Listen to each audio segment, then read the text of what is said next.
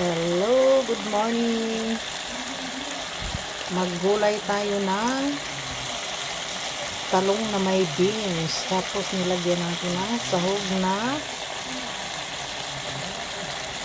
ano, hadain. Tuyo na tuyo na iliw ang tawag dito sa amin sa Rosario. Ayan, ang sarap. Ang daming gata na nilagay ni Habi. Ayan o.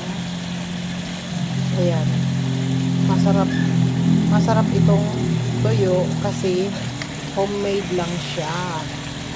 Kami ang gumawa nitong tuyo. Ayan. Sarap naman. Mapapakain ka talaga. Ayan. Hindi siya maalat. Kasi hinugasan siya ng maraming bisis bago nilagay din sa bago nilagay sa kawali. Ayan. Gulay-gulay din tayo pag may time para sa ating healthy diet. Pero yung healthy diet na sinasabi ko ay tataob na naman ang kaldero.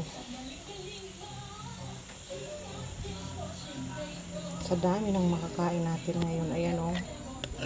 Sarap. Ayan. Fresh from the garden yung gulay natin.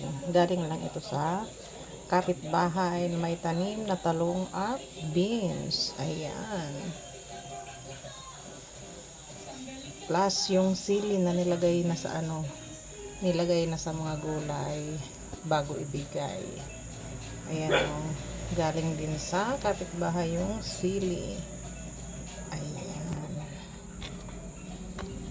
Mabuti yung naggugulay-gulay tayo. Iwas high blood. Ayan. Mas mabuti na yung nag-iiwas tayo sa mga karne. Meron pa naman tayong karne sa ref. Yun lang, medyo alternate yung pagluluto natin ng ulam. Gulay ngayon,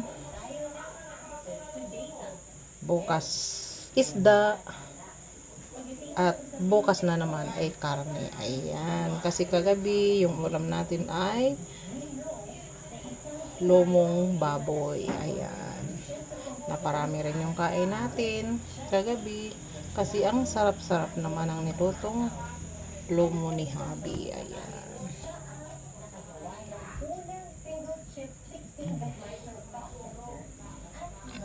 Ayan, tamang-tama lang ang lasa. Tikman natin.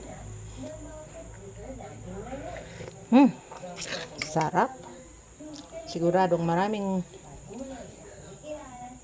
kanin ang natin ngayon. Di bali, mamayang gabi hindi ako kakain ng kanin. Ayan.